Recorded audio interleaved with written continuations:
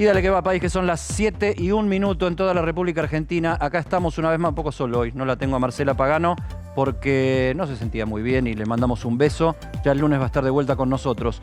Mucha información en la jornada de hoy. Todo va a estar en Para que Sepas. Sergio Massa hizo su balance del mes del dólar soja. Vamos a estar hablando de eso con especialistas, con toda la cobertura y lo que se puede llegar a venir en materia de nuevos eventuales dólares sectoriales en esta política que parece ser de mini devaluaciones express. Por tiempo determinado se va y se viene, se beneficia algún sector, se juntan dólares y se vuelve a la situación. La economía, de todos modos, sigue esperando un repunte. Estamos también con mucho movimiento a nivel gremial, después del arreglo del gremio del neumático que acordó un 94 y pico % de aumento, más un bono de 100.000 pesos en septiembre, más otros detalles que también vamos a dar. Hoy salió Pablo Moyano, que fue mediador en este conflicto en nombre del gobierno y de la conducción de la CGT, a pedir el mismo monto que bancarios, 94,5% fue la paritaria de bancarios para el gremio de camioneros. ¿Y qué dijo Pablo Moyano? Si no llegamos al 94,5% de piso, el conflicto del neumático va a ser un poroto. Tenemos información judicial, policial, del ámbito político, internacional. Presentamos al equipo y arrancamos. Carlos Campolongo, ¿cómo va? Aparte de analizarlo todo, ¿qué tema trae? Sí.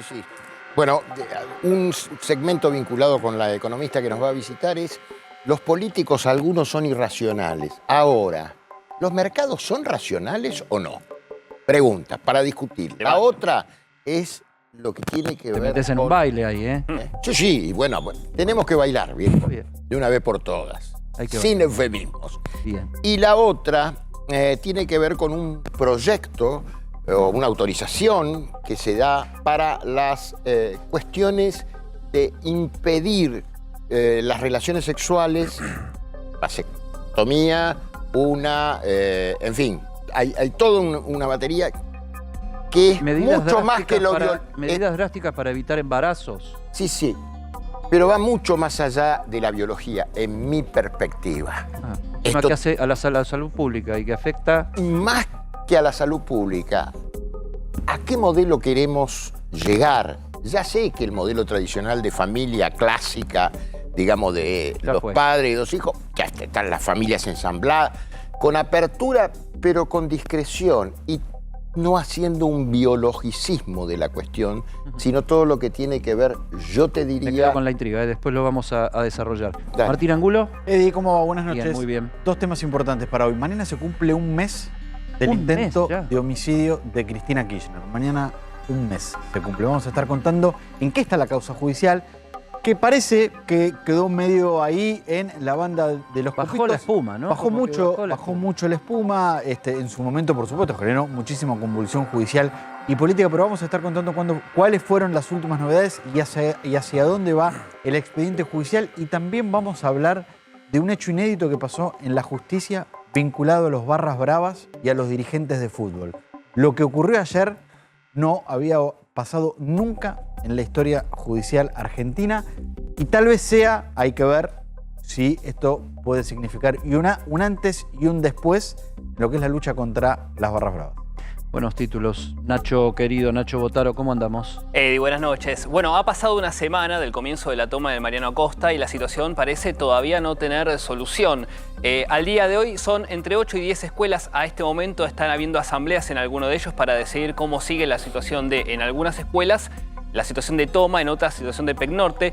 Durante toda la semana hubo, dardos cruzados, desde la denuncia penal del gobierno de la ciudad de Buenos Aires hacia los padres de aquellos alumnos que estaban ocupando el Mariano Acosta. Salieron a la luz nuevas imágenes del estado edilicio de esa escuela después de los 4 días de toma, del viernes pasado hasta el martes que decidieron levantarla. Bueno, ¿cuál es la situación al día de hoy?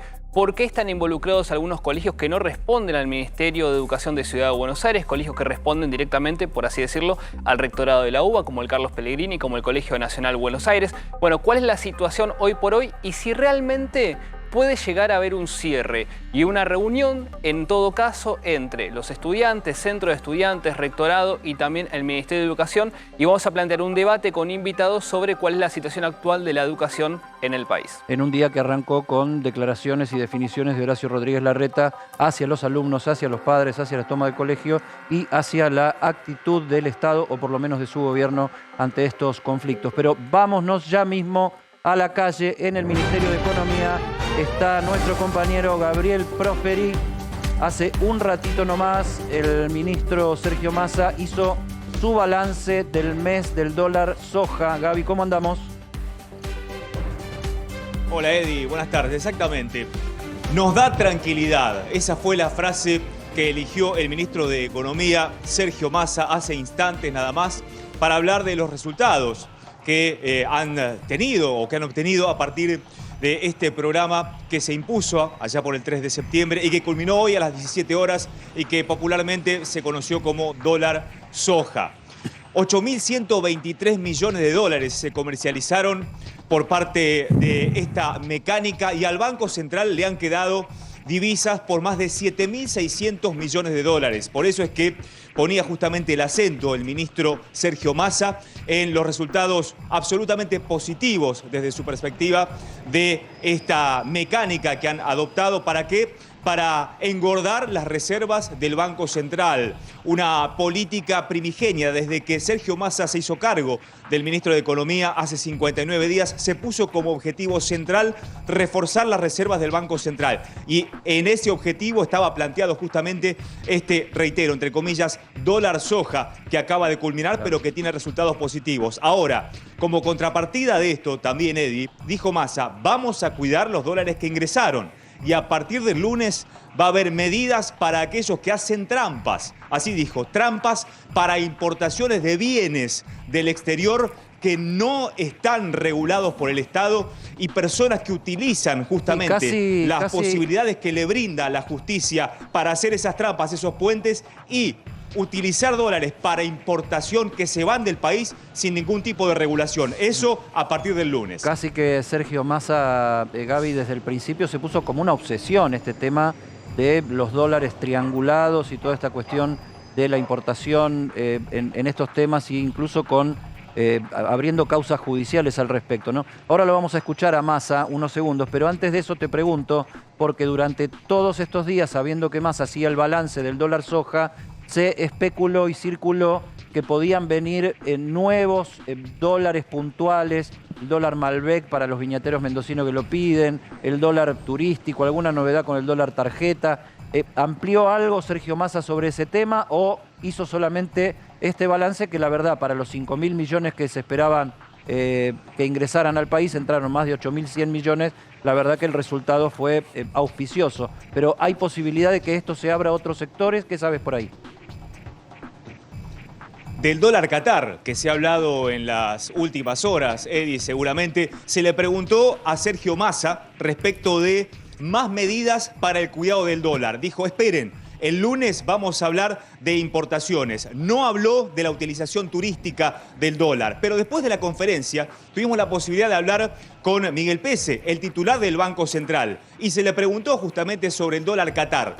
No hay absolutamente nada, dijo Pese, sobre un dólar especial desde el punto de vista turístico. No hay en evaluación esto, aunque no descartó que a medida que se vaya moviendo justamente la economía en el comercio exterior y a nivel turístico, se viene fin de año, se pueda tomar alguna medida. Pero oficialmente no hay dólar que se parangone, por ejemplo, con un precio de 300 pesos para el turismo internacional. Por ahora está descartado.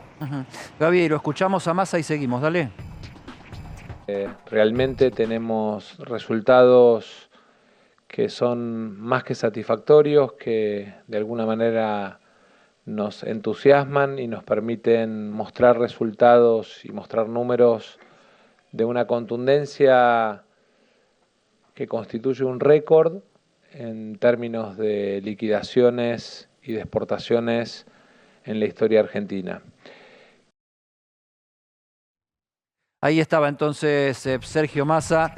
Gabriel Prosperi, el tema entonces quedó, pateó el ministro la pelota para el lunes, donde haría nuevos anuncios. Exactamente. Y otra cosa muy importante para resaltar. Habló de políticas, de medidas para los sectores vulnerables, aprovechando este viento de cola que le da la posibilidad de tener más dólares en reservas en el Banco Central. El ministro dice que a partir del lunes se van a ir conociendo medidas para aquellos sectores más golpeados por la inflación. Se le preguntó, obviamente, si nos podía dar más detalles respecto de estas medidas después de una semana caliente en las calles, no solamente por el conflicto del sindicato de los neumáticos, sino también por el acampe piquetero frente al Ministerio de Desarrollo Social. Bueno, el ministro dijo, esperen, el lunes, cuando articulemos bien los programas y las medidas con otros ministerios, por ejemplo el de Desarrollo Social, se van a anunciar, pero van a estar a partir del lunes, además de las medidas respecto de importaciones tramposas, como él las definió, también medidas para los sectores vulnerables. Sí, la calle estuvo muy caliente durante toda la semana, lo estuvimos cubriendo en vivo, en A24 todo el tiempo y en nuestro programa también. Y también se volvió a calentar un poco la interna oficial, ¿no, Carlos Campolongo? Porque todo este tema que está señalando Gabriel, que Massa pone ahora también junto con la importación de dólares desleal que él está persiguiendo desde que asumió, este tema de buscar soluciones, salidas, parches a la situación de los más vulnerables, al tema de la indigencia, donde Cristina puso la puntualidad ahí de decir muy buen trabajo, están trabajando muy duro, lo dijo Cristina, que es la que habla de funcionarios que no funcionan, decir que estás trabajando muy duro es casi un elogio sobrenatural de parte de Cristina, pero dijo, ojo con el tema de los alimentos, los indigentes y las empresas formadoras de precios, y ahí se volvió a abrir el juego de la interna oficial. Sí, en realidad fue comunicación por Twitter, varios Twitter, y de alguna manera hablaba lo que vos señalás, o señalaba, lo de la concentración, sobre todo en lo que tiene que ver con los productos alimenticios. Ahora, vos hablaste al principio también de la reapertura de las tensiones que se dan en el oficialismo. Y yo ahí te diría, lo de Cristina, que Massa lo debe haber recibido, tiene continuidad, ojo. Yo ahí, y lo del bono, hoy salió el tema del bono, eso tiene que ver con uno de los actores principales, que es Cristina Fernández de Kirchner, en el oficialismo. Ahora, pedido de ella. Por otra parte, tenemos las reuniones que se llevaron a cabo con los gobernadores del noroeste y noreste, que ahí hay otra cosa que hay que seguirla con mucho cuidado.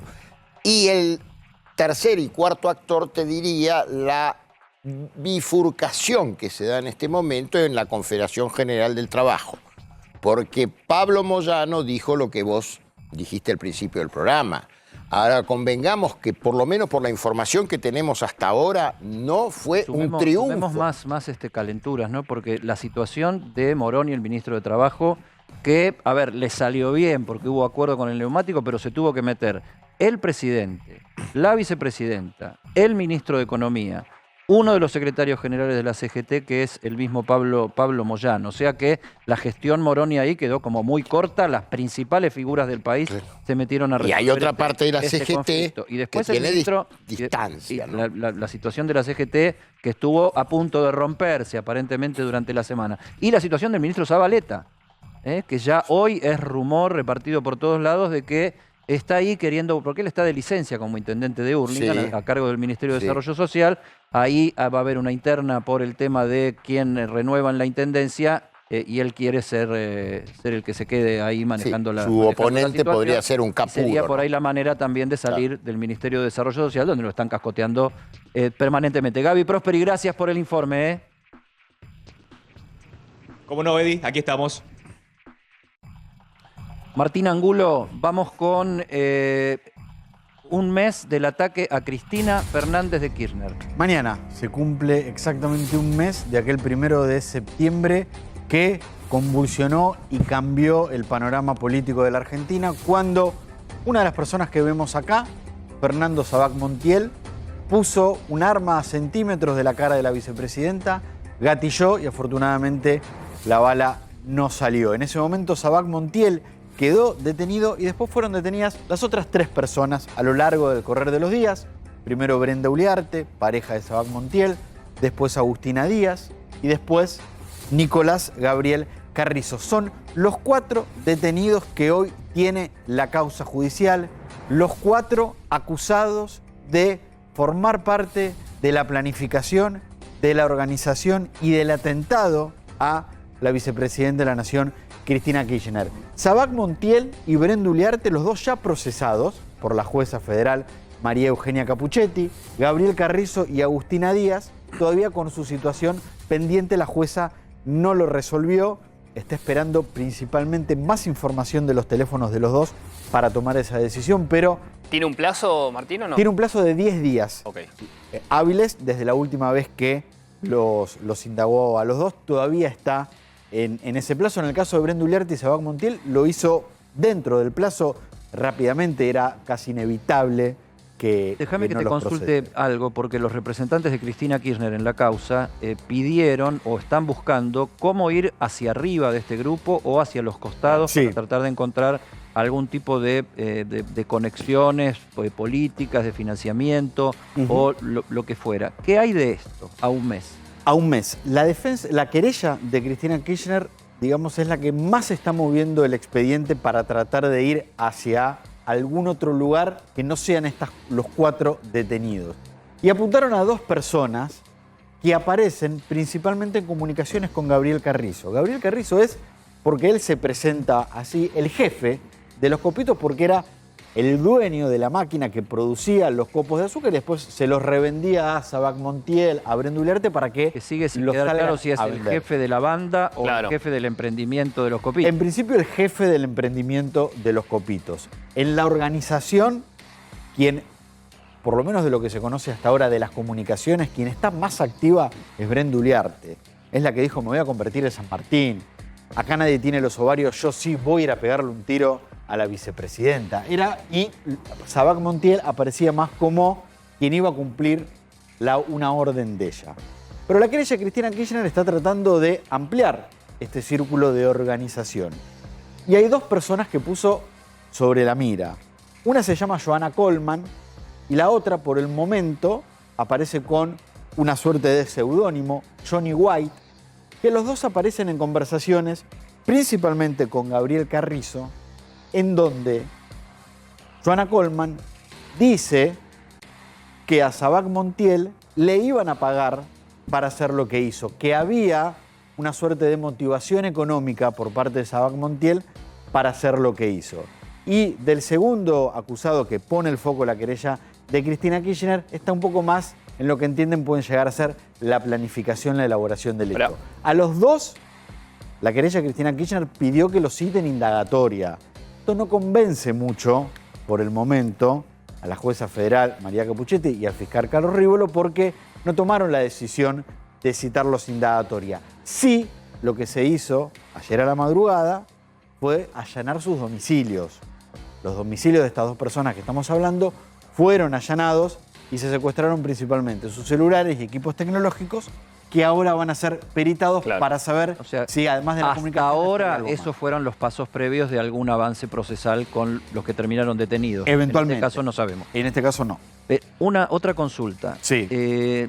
Quedó establecido que querían o estuvieron por alquilar un departamento enfrente del edificio de Cristina Fernández de Kirchner. Sí. No es una zona barata para alquilar. Eso te deja también la suposición de que manejaban algún dinero que financiamiento, por nivel de vida no tenían y alguien lo podría estar aportando. ¿Qué hay del tema, el departamento, la plata?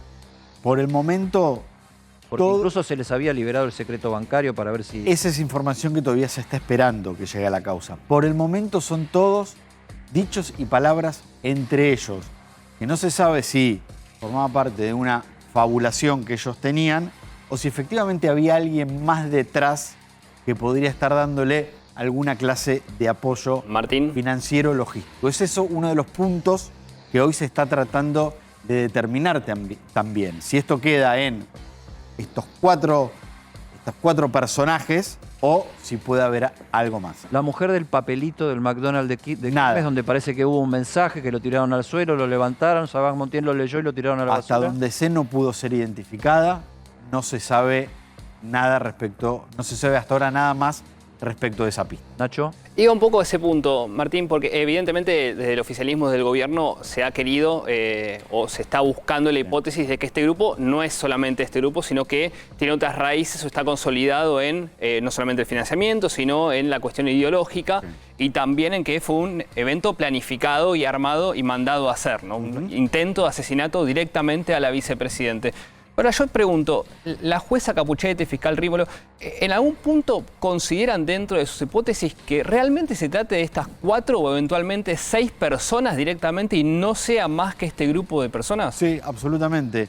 Eso o que haya sido un ataque planificado con más gente, con más poder económico o con más poder político. A un mes, hoy te siguen repitiendo lo mismo que el primer día. Todas las hipótesis están abiertas. Todas las hipótesis están sobre la mesa. Por supuesto que con el correr del tiempo, algunas más tienen un poco más de fuerza. Claro. Hace unos días alguien me decía, el atentado fue contra la vicepresidenta de la Nación, una de las personas institucionalmente más importantes del país, pero además la persona política más importante del país para el oficialismo. Detrás de esto trabaja Policía Federal, Policía de Seguridad Aeroportuaria, AFIP, UIF, no descartemos que también la AFI esté trabajando. Sí, están trabajando. Están trabajando. Alguien me decía, a un mes, si no encontraron nada más para arriba, ¿puede haber algo más? Bueno, eventualmente sí podría llegar a aparecer algo más. Ahí es donde la querella de Cristina Kirchner tuvo un traspié, me parece, si es que fue así, de unificar la causa que se abrió contra este grupo Revolución Federal, que lo tiene otro juez, vos nos contás ahora brevemente, porque ahí sí lo que aparecía era un extraño giro de casi 2 millones de pesos por unos muebles vendidos a un fideicomiso relacionado con el grupo de Nicolás Caputo, el amigo de Macri y hermano de quien fue ministro de Finanzas de la Argentina en la época de Macri. Sí. Pero por ahora queda en otro juzgado eso porque no hay ningún tipo de vinculación comprobable. La AFI, a partir de unas comunicaciones que se dieron en foros de Twitter, había gente de Revolución Federal incitando al odio, incitando a ataques, incitando contra la democracia. Se hizo una denuncia. Esa denuncia le tocó al juez federal Marcelo Martínez de Giorgi. Ese juez dijo, esto se tiene que investigar en la causa del atentado, porque puede haber una vinculación entre estos discursos con quienes intentaron matar a Cristina Kirchner. La jueza Capuchetti dijo, yo no me tengo que quedar con esta causa, porque por el momento en mi causa no hay un vínculo entre estos detenidos y Revolución Federal. El único vínculo que era la participación de Brenda en alguna marcha de antorchas o alguna cosa así, ¿no? La marcha de las antorchas frente a Casa Rosada, posteos en las cuentas Instagram, ¿no? Claro. De Instagram, de Facebook, de Revolución Federal, los famosos me gusta que se dan en las redes sociales, pero nada más que eso. Entonces, lo que hizo la Cámara Federal fue decir, bueno, tiene razón la jueza, separemos por el momento las investigaciones, que cada una vaya por su carril y si eventualmente en un futuro hay algo que las puede vincular, se podrían unificar. Nacho. Sí, ¿se descartó o no se investigó directamente la participación o el accionar de la custodia de la vicepresidenta en todo esto? Sí, forma parte de la investigación. Va un escalón un poco más atrás, si querés, en virtud de que lo urgente es determinar los autores del atentado, pero la custodia de Cristina Kirchner también está siendo investigada. De hecho, una de las medidas que están pedidas en la causa es la información de todos los teléfonos que los custodios... ¿Lo llamaron a declarar? No. Okay. Declaró el jefe de la custodia esa misma madrugada, pero en calidad de testigo. Bien. Todavía el resto de los custodios, no hay ninguno, por lo menos, citado a que declare por el momento como... Completísimo, Martín, el balance del primer mes del intento de magnicidio en la puerta de la casa de Cristina Fernández de Kirchner. Vamos a volver a la calle ahora. Creo que nos estamos yendo a Puerto Madero, ¿no? Mirá, robó y se escapó nadando. Insólito. Esto es la Argentina, señores. Marcelo Padovani, ¿vos estás por ahí? Estamos por acá. ¿Cómo estás, Cedi? Buenas noches, buenas noches al equipo. Este es el edificio. Asombradísimo con esto, ingresó. Esto fue... Sí, claro. Vos imaginate lo que ocurrió aquí todo el día, conmocionada este sector, al menos de la Universidad Católica por esto que pasó acá. El edificio San José, este es el edificio donde haces mención que ocurrió este suceso. Si te parece, lo resumo. Sí, claro. Llega en bicicleta este muchacho de 31 años, visiblemente alterado, entra por esta puerta del edificio San José y salta a los molinetes. Evade los molinetes saltando, se va hasta el fondo, allí tiene un forcejeo con una mujer. Esto termina, Eddie, evidentemente en un manoseo. Y bueno, allí la mujer denuncia, o en realidad lo que hace es llamar no porque todo el mundo se enteró acá, pero digo, estaba la gente de la seguridad privada, llama a la policía, viene la policía, llama al 911, viene la policía y aquí está la parte que todavía no tiene explicación. Lo esposa la policía, sale corriendo y se tira, entre paréntesis, vamos a pasar, Claudito, ¿me podés mostrar allí allá está el restaurante donde había algunos estudiantes también viendo todo lo que pasaba? Estás haciendo el relato del hecho, sí. Ahí nosotros en otro cuadro estamos viendo a este personaje en el agua tratando de movilizarse porque estaba esposado. Sí, estaba esposado. Sí, me lo confirmó una fuente en el transcurso de la tarde. Se tira por acá. Aclarame algo. Se tira esta es una persona que no está en sus cabales, digamos. Entró a atacar a alguien puntualmente. Fue un intento de robo, fue un intento de acoso de tipo sexual. Sí, no está claro, Eddie, eso. La versión del robo también está, de que aparentemente habría intentado robar algo. Lo que sí no estaba bastante alterado, según me dicen este muchacho. Y termina en este manoseo que finalmente denuncia ante la policía a esta joven. Lo que ocurre es que sorprendente lo que pasó, Eddie. Mira, estas barandas, para saltar esto, porque la verdad no es fácil, saltar es una baranda que para saltar tenés que hacer, digamos, y mucho menos esposado, ¿no? Sí. Tenés que hacer algún esfuerzo adicional, quiero decir, estando esposado, se tira allá en el medio del dique y lo rescata la prefectura en un gomón. Viene la prefectura, lo rescata y después sí. Sobre todo esposado, ¿no? Porque tampoco quiero exponer tu estado atlético, no me parece muy alta la baranda.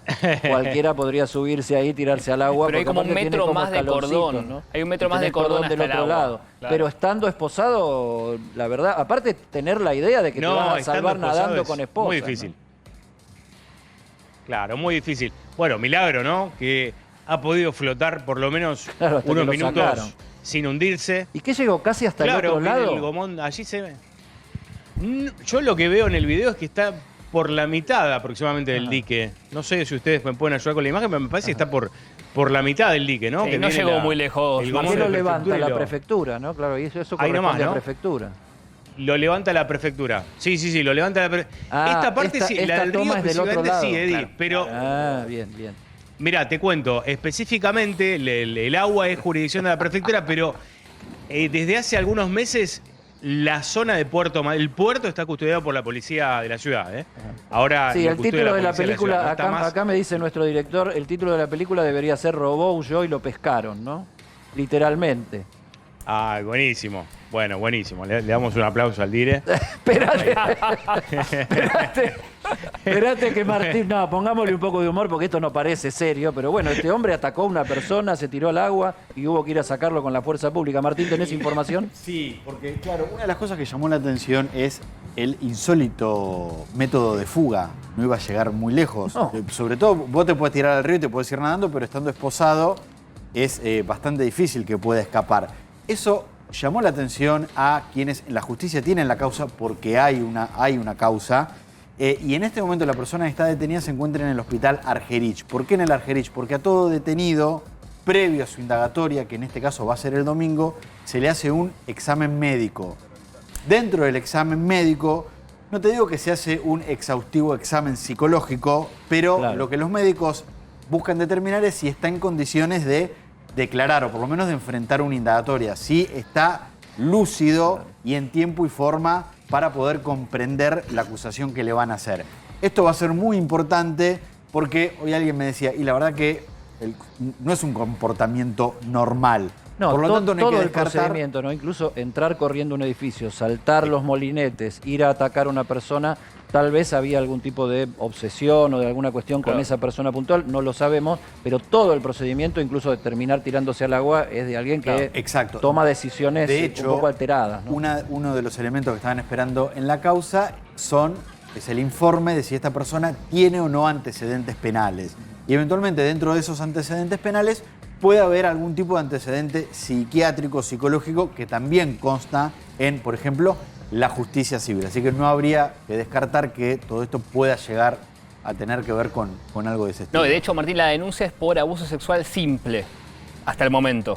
¿No? Esperando o sea que el ataque no fue a robar, sino que fue a tocar, a toquetear a una persona. Sí, Marce fue así, ¿no? O sea, este hombre entró directamente para tratar de abusar de una chica que estaba dentro de la universidad. Sí, extraño, el hecho es muy extraño, por eso la versión del robo no se descarta totalmente. Claro. Ingresa, y también el tema de las facultades mentales alteradas, porque me dicen que el muchacho estaba muy alterado. Claro. Evidentemente alguien en sus cabales no actúa de esta manera, ¿no? Salta el molinete, corre hasta el fondo, forcejea con una chica, la manosea finalmente y después la denuncia, la detención y cómo se tira aquí en el dique 2 de Puerto Madero, para que ustedes se ubiquen a la altura de Independencia, estamos más o menos. Claro. Marcelo, acá está el dique de Puerto Madero. Marcelo, no te tires, pero ahora cuando cortemos probá, vas a poder pasar fácil la barrera. Dale. Fija, pero cuidá, volver rápido. Porque sobre volver todo... rápido. ¿Vos decís que no me tire? Porque está linda el agua ahora, con 15 grados debemos tener, ¿no? No, 17, con traje y con zapatos no te lo recomiendo. Bueno, aunque no estés esposado. Y mucho menos con el cable, todo eso, viste, que es complicado. Bueno, gracias Marcelo, espectacular, ¿eh?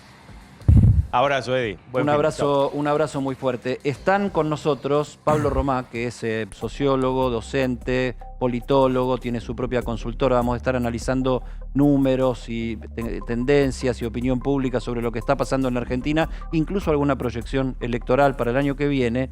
Y está también Germán Castelli, invitado por nosotros. Él es egresado del Colegio Carlos Pellegrini y es estudiante de Ciencias Políticas de la Universidad de Buenos Aires. Digo bien, Germán, bienvenido, gracias.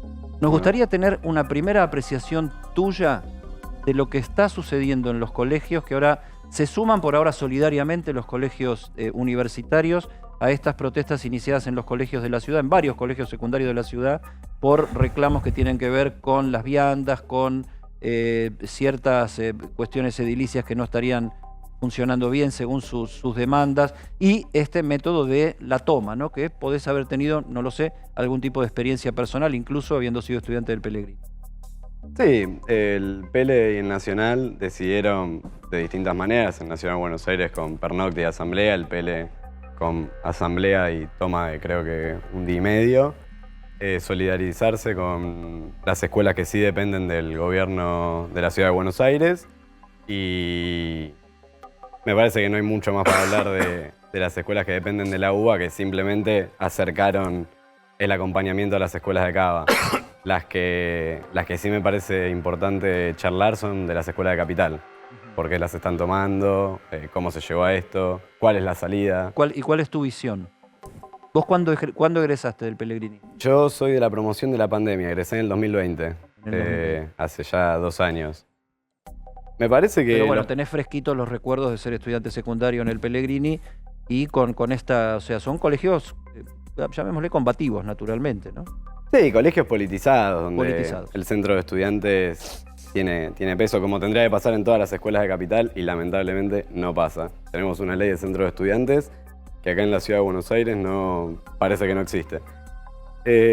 Las escuelas tienen los mismos... ¿Cómo es eso? Contanos, porque, a ver, viste, la mayoría de la audiencia es adulta, ya terminamos el secundario hace un poco más de 2 años que cuando terminaste vos. En mi caso no tuve centro de estudiantes porque hice toda mi secundaria en dictadura, entré en el 76, salí en el 81, así que en lo carnal nunca tuve experiencia de centro estudiantil. Sí conozco de qué se trata, tengo hijos, etcétera, etcétera, pero la gente en general no conoce esto. Vos decís, hay una ley de centros de estudiantes que no se está cumpliendo, ¿y de qué se trata esa ley? No, hay una ley, quien después la puedo buscar, que dice que... De hecho, acá tengo un artículo de la Constitución de Cava que motiva a las instituciones, sean públicas o privadas, a democratizar las decisiones que se toman. Volviendo a lo de la ley de centros de estudiantes, hay una ley que dice que las escuelas, las autoridades tienen que motivar a los chicos a tener y organizarse en un centro de estudiantes. Acá en Capital no pasa. Te lo digo, he recorrido, hay 300 escuelas secundarias acá en Capital Federal. He recorrido muchas de ellas y te digo las 300 te miento, porque en 2 años es muy difícil, sobre todo con la pandemia en el medio. Pero hay muchas escuelas que no están organizadas y se nota que falta organización porque hay una negativa de los directivos a que los chicos se organicen para reclamar cosas dignas, que no molestan a nadie, para cursar en mejores condiciones, para que las viandas lleguen bien. Bueno, esas son las temáticas que estamos abordando hoy con las tomas de escuelas. La cuestión no es tanto, aunque discuten las autoridades el tema de que las viandas lleguen en mal estado, pero los alumnos dicen que sí. O sea, yo lo que digo que un conflicto es eso, ¿no? O sea, una visión distinta de un mismo punto y de una misma cosa. Y lo que tenés que ver es cómo se lo resuelve, si eso es exactamente así. Y lo que se le cuestiona a los estudiantes, a los centros de estudiantes que sí trabajan en todos estos colegios, es el método extremo de la toma. La toma como metodología, la toma de una institución que es pública, de una institución que no le pertenece a los estudiantes o solo a los estudiantes y que se lo considera, por lo menos desde la visión política del gobierno, como una actitud demasiado extrema y que roza lo ilegal, porque están empezando a cursar denuncias penales contra padres. Sí, hay una cautelar del 2018 posterior a las 2 medidas de la ministra de Educación, de la jueza Liberatori, que deja en nulidad todas las acusaciones que están recibiendo hoy padres y alumnos. Me parece lo de menos, ¿no? Lo judicial, digo, lo importante es lo simbólico. Es la policía en las puertas de las escuelas. Ayer a la mañana estuve en una escuela por el barrio de Matadero, llegué a las 8 de la mañana, 8:15 de la mañana, un patrullero y 5 policías. Recién hablaban de que hoy se cumple un mes del atentado a la vicepresidenta. Justo hoy, hace algunas horas, pasadas las 12 de la noche, en la escuela Lenguas Vivas, que queda por la zona de Palermo, atacaron y golpearon a una madre en la puerta de la escuela y agredieron a su hija. En la puerta de la escuela. ¿Lenguas o lengüitas? En Lengüitas. En Lengüitas era una pareja que llevaba un cuchillo, incluso la mujer, me parece. En el momento del altercado se vio caer un cuchillo de la mochila o cartera de una de las atacantes. Me parece que estamos en un contexto de violencia que está en escalada enorme, desde afuera de las escuelas hacia adentro. Adentro los chicos están muy tranquilos, de hecho tienen formaciones, hacen talleres. Ayer pasaba por el Fernando Fader, que se terminó de tomar ayer a la noche, entre ayer a la noche y hoy a la mañana. Es increíble lo que hacen los chicos. Los chicos agarran la escuela en pésimas condiciones, con bancos rotos, ventanas que no cierran, les arreglan, arman cuadrillas para ir a las demás escuelas que hoy en día están tomadas, a darles una mano, a arreglar los lugares de trabajo, sobre todo entre escuelas artísticas y técnicas. ¿Por qué no lo difunden eso? Y bueno, ahí sí lo difundimos. No tenemos la llegada que puede llegar a tener acá. Bueno, de hecho, si lo mandan acá lo pasamos, no tenemos ningún problema. Yo ahí mandé una foto de cómo llegan las viandas a las escuelas y la pueden pasar. Sí, abramos el juego porque este tema genera muchas polémicas y genera mucha inquietud y genera muchas críticas también. No, cortito a lo que recién decía, de hecho el gobierno de la ciudad denunció que en el Mariano Acosta los alumnos que están tomando el colegio rompieron los baños. Sí, pintarrajearon los baños, después los limpiaron, ¿no? Salieron los padres a decir que después ellos mismos se encargaron de reprender a los que habían usado aerosoles en los baños y los habían limpiado. Fue el testimonio de un par de padres que yo escuché en este canal incluso. Germán, buenas noches. La realidad también que la experiencia de cuenta Germán, como haber formado parte del centro de estudiantes del Carlos Pellegrini. Carlos Pellegrini obviamente es un colegio que depende del rectorado de la UBA y tiene una tradición histórica de tener su centro de estudiantes. Todas las instituciones, tanto públicas como privadas, tenían la posibilidad de tener un centro de estudiantes. En el año 2012 se dictó una ley nacional que permite o avala que esto tenga un marco legal más importante. Esto es lo que hacía referencia a Germán. Ahora, puede ser también que tu experiencia, Germán, en un colegio de quizá tradición histórica de tener un centro de estudiantes sea diferente, porque yo hace unos días hablaba con Micaela, que es la presidenta actual del centro de estudiantes, y ellos firman cada vez que toman la escuela un compromiso de dejar la escuela en las mismas condiciones, sino ellos se hacen cargo económicamente de las reparaciones y los costos. Yo creo que este tipo de organización no se da de la misma manera en otras escuelas que quizá tienen centros de estudiantes un poco más jóvenes, vamos a plantearlo de esa forma. Y quizá el grado de responsabilidad en tener una institución pública que es el dinero de todos nosotros como vecinos, ciudadanos, que aportamos mensualmente a la ciudad de Buenos Aires, quizá no tiene ese grado de responsabilidad que sí tiene un centro de estudiantes formado. Entonces mi pregunta es, quizá esta posibilidad de tomar la escuela, trabar el debate o la posibilidad de diálogo, porque la situación de toma es una instancia, la última, esto corta directamente el diálogo. En la ciudad de Buenos Aires, en las escuelas de gestión pública que dependen del ministerio, quizás sea algo que no está bien aceitado hasta el día de hoy. Digo, yo recuerdo en 2017 con 21 tomas cuando se presentó la nueva escuela secundaria, ahora con esta situación que hasta el día de hoy parece no tener resolución o no tener fin. ¿Cuál es tu perspectiva al respecto con este tema? No, con lo primero, ayer veía que salió esto de los baños pintados. Yo no la vi a la ministra Acuña en ninguna de las escuelas como para poder decir esas cosas. Lo que sí vi es lo que les comentaba hasta recién. Después, a ver, la instancia de diálogo no está trabada. Vos no se traba algo que no existe. No hay diálogo, porque si no, no se llega a las tomas. Digo, estamos ya en el mes 10 casi y los chicos están cursando hace 8, 7 meses. Un montón de medidas antes que la toma. A nadie le gusta estar en toma. A mí no me gusta que mis compañeros de las escuelas secundarias estén en toma y tengan que pasar por todas las situaciones de violencia que pasan. No está bueno tomar las escuelas porque sí. Pero hoy se llegó acá. Se llegó acá porque no los escuchan. Porque las escuelas tienen los mismos problemas hace 10 años. Las tomas del 2012 tienen el mismo petitorio que las tomas de hoy. Por eso se toman las escuelas, porque se agotan las instancias de mediación y de reclamo.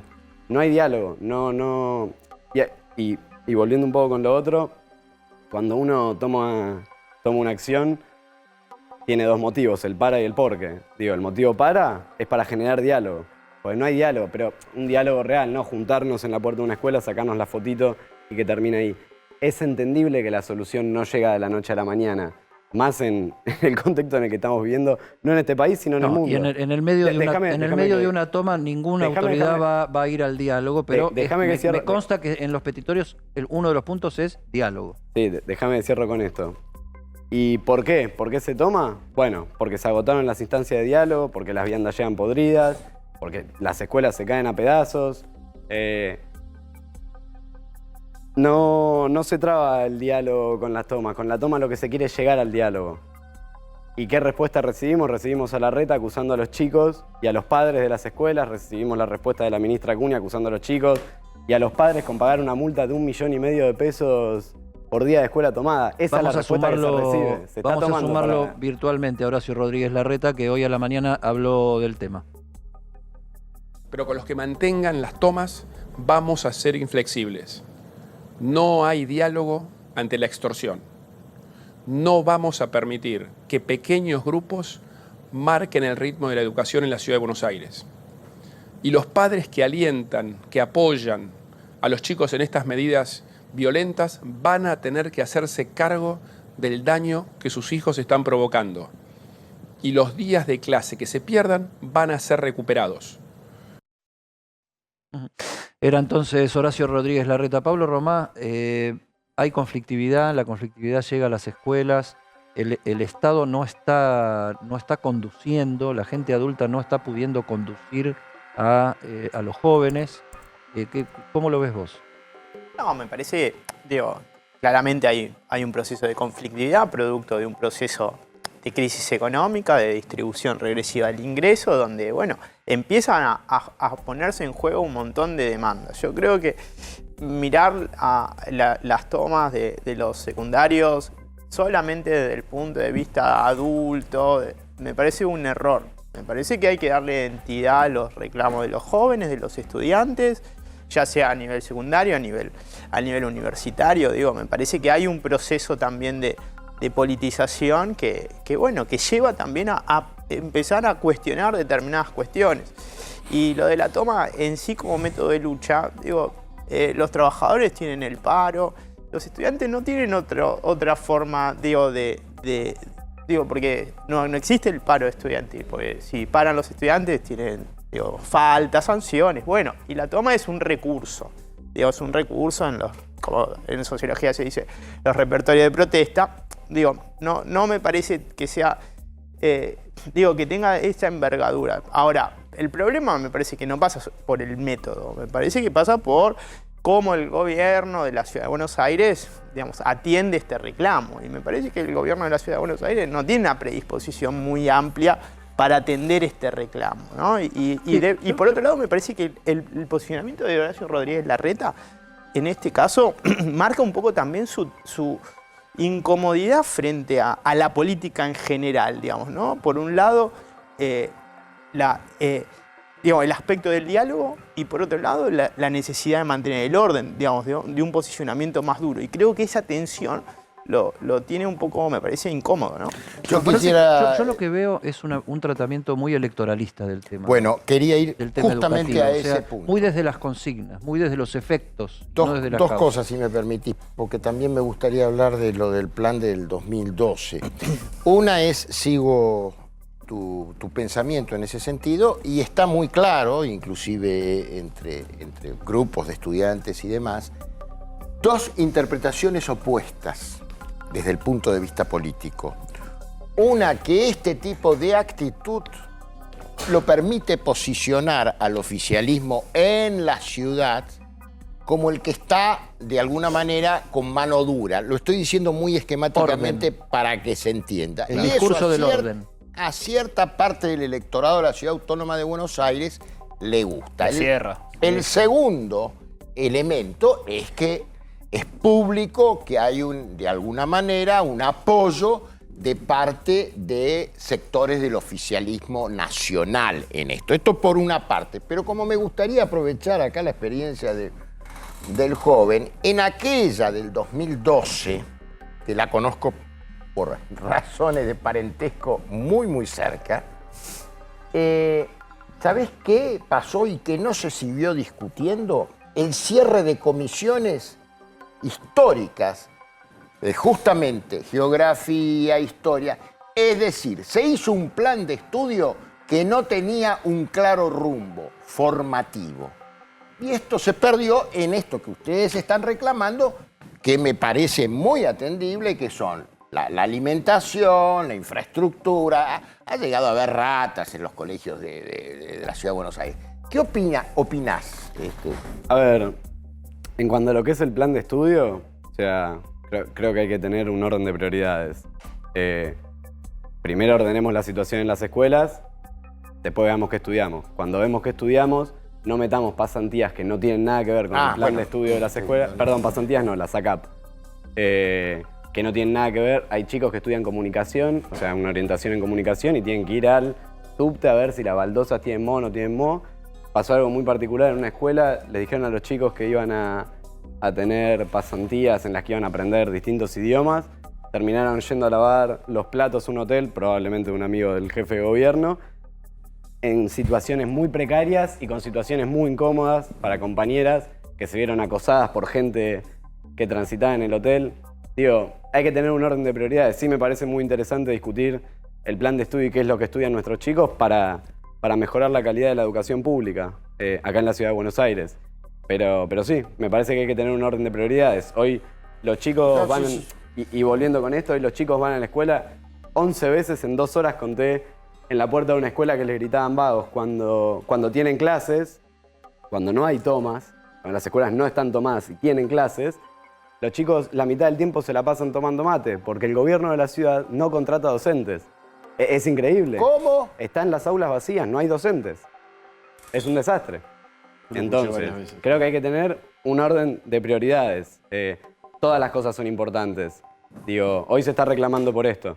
Así que, sí, me parece muy válida la discusión. Sí, un poco más adelante. Viste, a mí me gusta ser de abogado del diablo porque es un poco incómodo estar hablando de la gente que no está. O sea, el actor que no está presente acá es el del Estado, es el del gobierno. A mí personalmente, me parece una buena idea sacar la conversación de las pasantías laborales. A ver, madurar la idea, generar consenso sobre la idea, comprometer a empresarios, a familias, a estudiantes, por supuesto, a todo establecer mecanismos de control de a dónde se va y a dónde no se va, incluso teniendo que trabajar en lugares que no sean de la especialidad que vos vas a elegir, lo que sería mejor, ¿no? Pero incluso eso porque la relación de las personas con el trabajo es formativa.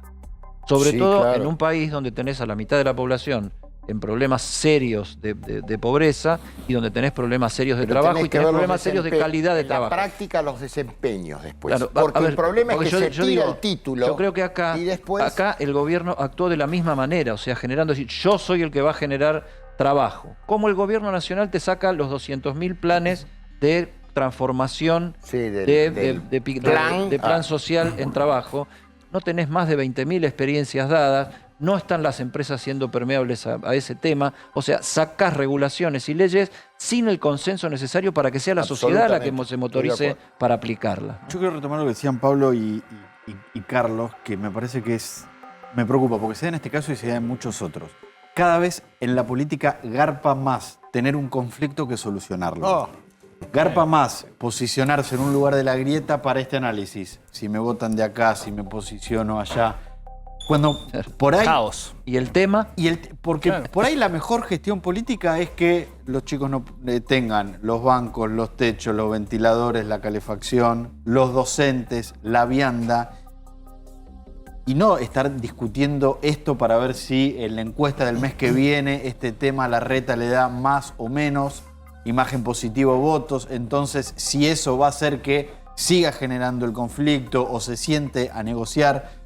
Porque estamos, digo, no quiero pecar de y después inocente, termina siendo esto que planteaba Carlos, ¿no? O sea, es una carrera de funcionalidades, porque el conflicto termina siendo funcional al gobierno porque realza su discurso del orden, pero también termina siendo funcional a los propios, a la propia oposición, porque también, se mete en la discusión. No quiero pecar de ingenuo, pero tienen que ser funcionales a solucionar los conflictos, porque para eso son dirigentes, no políticos, son dirigentes en un cargo ejecutivo. Ministerio de Educación, Secretaría de Política, Jefe de Gobierno, legislador, diputado. Tienen que estar para solucionar los gobiernos. Yo creo que eso lo vivimos discutiendo en cuanto a la dirigencia política argentina. O sea, no liderar desde las cosas, no liderar desde las soluciones, desde por lo menos decir vamos a encontrarle la vuelta a lo que no podemos solucionar porque no tenemos plata, porque eso es otra parte de la realidad. Sí, vivimos en un país pobre. Y ahí, o sea, me parece algo muy importante que recién lo estábamos viendo. Vemos al jefe de gobierno poniéndose a la misma altura que los estudiantes. O sea, lo que dijo es, no vamos a hablar con los estudiantes porque están tomando las escuelas. Es una locura. Con esto que decían recién sobre el marketing político que se hace o se deja de hacer, digo, me parece que sí. A ver, hoy en día se están peleando por quién es más halcón que otro. Hoy en día, por lo que parece, son todos halcones. Pero es tremendo que usen a los chicos como chivo expiatorio para estas cosas. El otro día una estudiante a la que quiero mucho, estudiante secundaria de la ciudad, me preguntaba, ¿y en la provincia la educación está bien? Bueno. Porque el conflicto está en la ciudad. Y yo digo, bueno, da para pensar que las escuelas en las provincias están un poquito peor que en la ciudad, solo por ver presupuestos, capacidad de recaudación, poder adquisitivo de la población promedio, etcétera, etcétera, sin entrar en detalles que verdaderamente no los tenemos. Pero ahí también está actuando la política por ausencia, ¿no? O sea, por ausencia de conflicto. Están empezando a aparecer algunos llamados sobre la situación educativa en la provincia, pero el gremio es oficialista, los centros de estudiantes son oficialistas, donde hay centros de estudiantes. Sí. Entonces también tenés una politización de ese lado que le echa luz al problema de la capital como un problema político anti-pro, digamos, cuando lo que habría que ver es dónde está el tema en las escuelas. No es una bajada de línea, por lo menos me parece también, cuando estamos hablando de capital, hablar de provincia de Buenos Aires, digo, es correr el eje. Hablemos la semana que viene de provincia de Buenos Aires, si quieren vengo y hablamos de provincia de Buenos Aires. Hoy el problema lo tenemos acá en capital. Digo, sí, también se decía, ¿y por qué no toman las escuelas en la provincia de Buenos Aires? La provincia de Buenos Aires, les comento, hace unos días estuve en una reunión en La Matanza con el FESLAM, que es el Frente de Estudiantes de La Matanza, los chicos desde el Estado, o sea, desde la Secretaría de Juventud, todo lo que es la gestión de Espinosa, se encargan de estar constantemente pasando por las escuelas atendiendo estas problemáticas. Entendemos que hay problemas estructurales de base que no se arreglan en una semana, en un mes o en un año. Pero acá en la Ciudad de Buenos Aires no tenemos diálogo, no hay diálogo. Por eso los chicos terminan tomando la decisión de tomar las escuelas. No es una bajada de línea. Y si lo queremos partidizar, a mí me parece que hay una partidización muy notoria, que es que de este lado estamos todos nosotros y en la vereda de enfrente está Larreta, está la ministra Soledad Acuña, que no les interesa la educación pública, pero no solo la educación pública. Porque llamen a un padre que tiene que llevar a su hijo al jardín de infantes, no tiene vacantes. En los geriátricos no hay espacio. Los hospitales, hace una semana creo que hubo paro de enfermeros, están en situaciones iguales o peor edilicias que las escuelas. Es un plan sistemático de atacar lo público y lo social. Hablemos de capital esta semana. La que viene, si quieren, podemos hablar de provincia. No, bueno, la política nuestra es hablar de todo y tener... Hoy el foco está en capital. Bueno, hoy el conflicto está en la capital y el problema educativo no está solo en la capital. Me parece que el problema educativo está en la Argentina en general, pero el conflicto estalló en la capital y ahí de eso estamos conversando en el centro de la conversación. Vos sabés que yo recuerdo siempre una cuestión que me parece que define un poco la profundidad del debate político argentino. Una vez yo estaba en el programa de Mirta Legrand, invitado, comiendo, y estaban enfrentados, al lado, o sea, uno a la derecha de Mirta y la otra a la izquierda, Daniel Filmus, que fue ministro de Educación, hoy es ministro de Ciencia y Tecnología, y Sol Acuña, que ya era ministra de Educación de la Ciudad de Buenos Aires. Y empezaron a hablar del tema de las pasantías. Y bueno, que sí, que no, que es interesante, que no es interesante. Todavía era como muy preliminar el tema. ¿Cuál fue la conclusión? Bueno, hagamos una cosa, y lo dijo Filmus, hagamos una cosa, Sol. Cuando termine la campaña electoral, hablemos en serio de este tema. Y yo les dije ahí, le digo, ¿y por qué estos temas en serio no se hablan en las campañas electorales? ¿Por qué hay momentos para hablar en serio y no? No, ¿por qué hay momentos para no hablar en serio en la campaña electoral y los temas de fondo no se hablan de cara a la sociedad de qué es lo que vas a hacer y cuál es tu propuesta, sino quién es más bueno, quién es más malo, quién es más zurdo, quién es más facho, quién es más sucio, quién es más chorro, ¿no? Pero bueno, ese es el nivel de discusión política que tenemos en la Argentina y ese es el lugar que le da la política a la campaña electoral, donde los políticos se exhiben supuestamente para mostrar sus propuestas mejores o peores ante el electorado. Nos estamos desviando mucho del tema, me parece, igual, ¿eh? O sea, volviendo a la dicotomía capital-provincia de Buenos Aires, estamos en una de las ciudades más grandes del mundo. Estamos en la ciudad con mayor presupuesto del país. Hace unas semanas, casi un mes, o más de un mes, la verdad no recuerdo, leía que se inauguró una escuela de 5 a 18 años, o sea, primaria y secundaria, en la provincia de Santiago del Estero, una de las provincias con menor presupuesto, de robótica, equipada con última tecnología.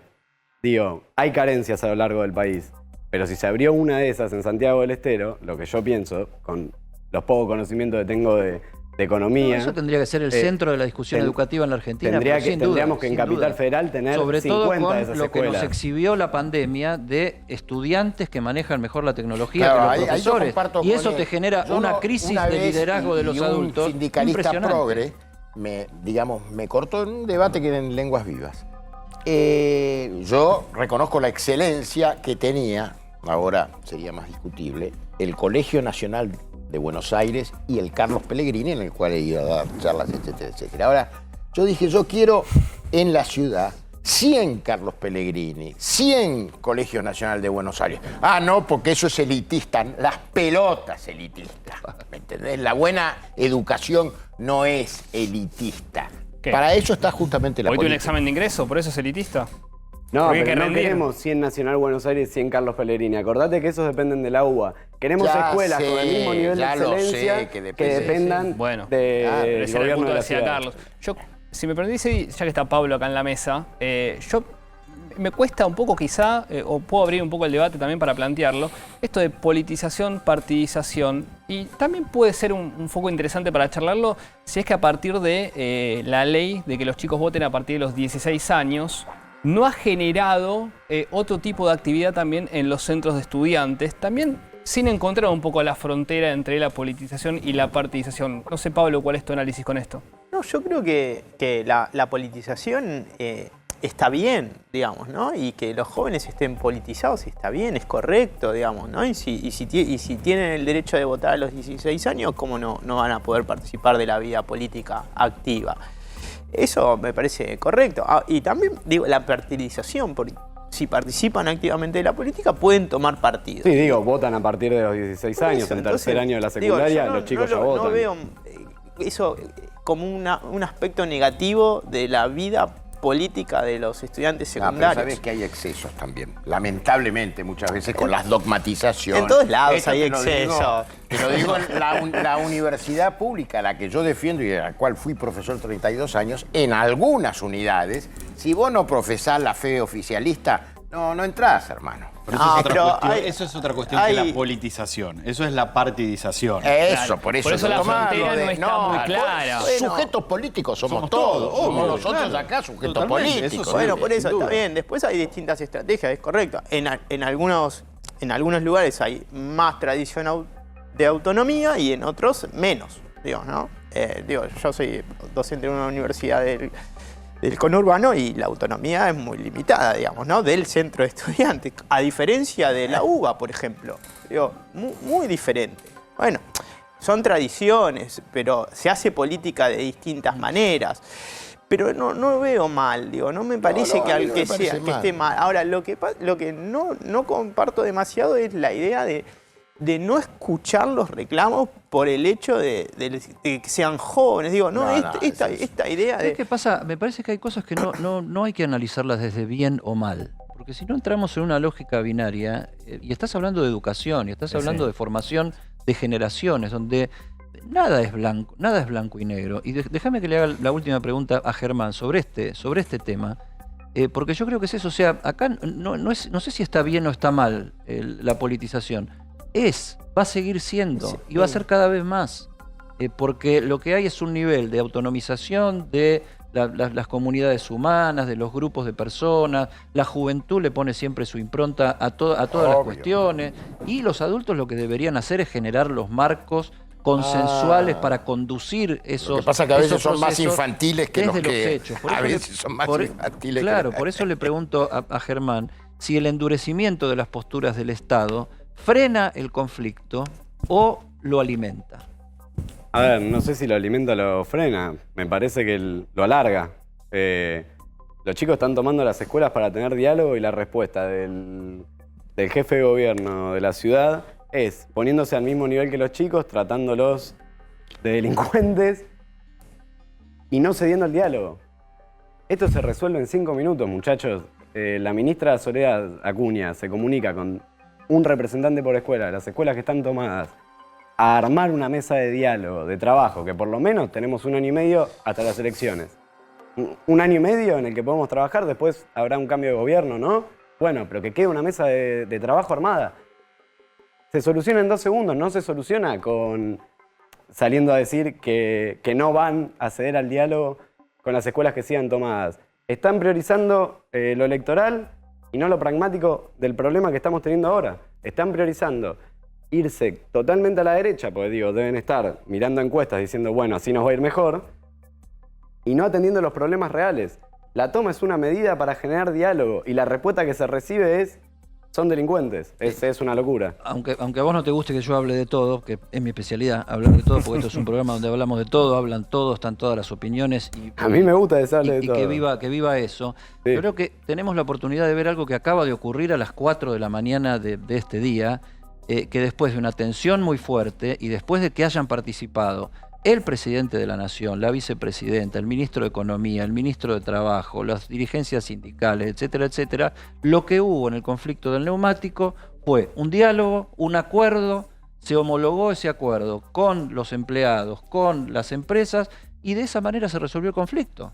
Exactamente. Se resolvió conversando, hubo pelea, pero la solución fue conversando. Dialéctica va a haber. Largo, 5 meses. Sí, 35 reuniones. 35 reuniones. Pero bueno, llegaron a una conclusión y el conflicto terminó. Pero dialéctica va a haber, eso. A ver, no nos vamos a sentar en una mesa, vamos a decir somos todos amigos. Mismo porque dentro de este lado, dentro de las escuelas que están tomadas, no somos todos kirchneristas o todos peronistas, como se dice. Somos todos defensores de la educación pública. Eso sí lo tenemos en común.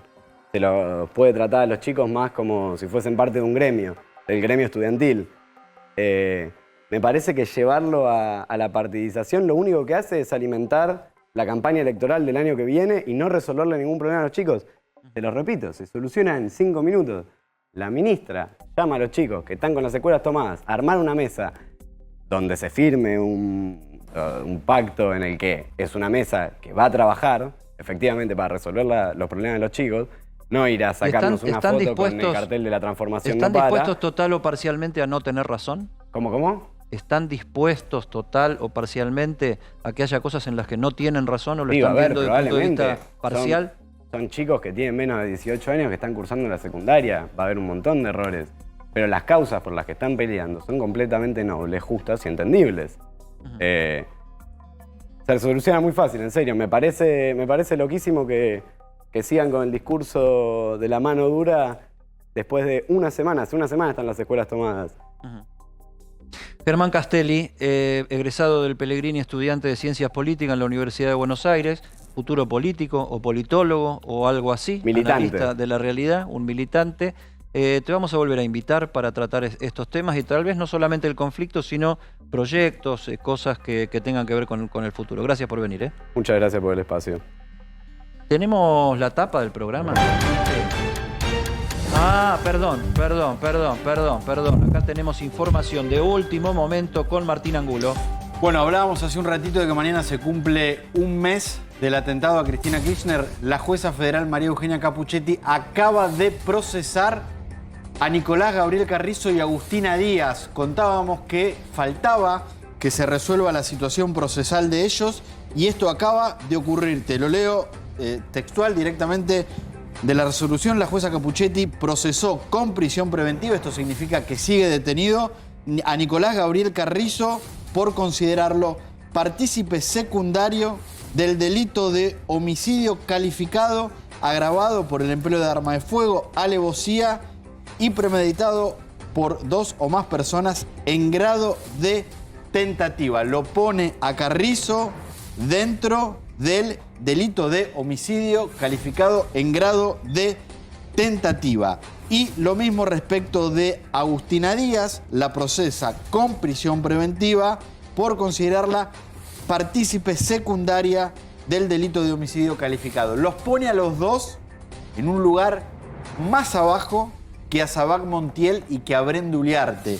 Los pone como partícipes secundarios. La palabra lo dice, tuvieron una participación menor que Brenda Uliarte y Sabac Montiel, quienes fueron procesados como los planificadores, los organizadores del intento de magnicidio a Cristina Kirchner. Información de último momento le llega a Martín Angulo a su teléfono. En este momento acababa de dar un informe sobre el balance de un mes del intento de magnicidio. Y te pregunto entonces, Martín, por lo que decías hace un ratito, que fueron allanadas las casas de 2 personas más. ¿Puede haber tenido que ver el contenido de algo de lo que se encontró ahí con estos procesamientos? No, con estos procesamientos no tiene que ver. De hecho, yo creo que no dio el tiempo todavía para bajar la información. Porque estos allanamientos ocurrieron ayer a la noche. No dio el tiempo para todavía obtener la información, hacer los peritajes. Esto tiene que ver con lo que fue la acusación que cuando fueron indagados tuvieron Carrizo y Agustina Díaz, cada uno por los mensajes que tenía en su celular con Brenda Uliarte. Ahora, Martín, vos dijiste que la jueza tenía 10 días de plazo. Evidentemente apuró su decisión, o no la apuró, consideró que más allá de que no estaban todavía estas pruebas que vos marcabas, ya había pruebas suficientes para procesar a Díaz y a Carrizo. Ahora, mi pregunta es claro porque en el procesamiento los indica como partícipes secundarios y necesarios, como decías vos, Carlos. Pero esto ubica a Uliarte como la nueva jefa, podríamos decir, porque siempre hablamos de jefe a Carrizo, pero en este caso... A ver, eso está bueno por la resolución que acaba de sacar la jueza, un fallo que tiene 127 páginas. Carrizo es el jefe y él se presenta. Carrizo, antes de ser acusado, fue testigo. Cuando él se presenta en la causa, él dice, yo soy el jefe de los copitos. ¿Pero por qué soy el jefe? Porque yo soy el dueño de la máquina que hace los algodones de azúcar. Yo hago el algodón, se los vendo a los chicos y ellos salen a revenderlos. Por eso yo soy el jefe. Pero yo no soy el jefe de la planificación del atentado a Cristina Kirchner. De hecho, esta resolución, al ponerlo como partícipe secundario, lo ubica por un escalón debajo de Brenda Uliarte y de Sabac Montiel. De hecho, Brenda Uliarte, en las conversaciones que tiene con Carrizo y con Agustina Díaz, es la que se pone en esto de yo voy a ir a mandar a matar a Cristina Kirchner, a mí me da los ovarios para hacerlo, me voy a convertir en San Martín, ya tengo todo arreglado para irme del país, tengo a... En esas Sabac conversaciones Montiel para actúa mandar, como una jefa. Exactamente, ella sí actúa como una jefa. De hecho, la jueza, cuando la procesa, pone a Brenda Uliarte y a Sabac Montiel como los organizadores y en esta nueva resolución que, insistimos, acaba de salir, la jueza procesa a los otros dos acusados del caso en un rol menor, pero dentro del delito. Cambiemos de baile ahora.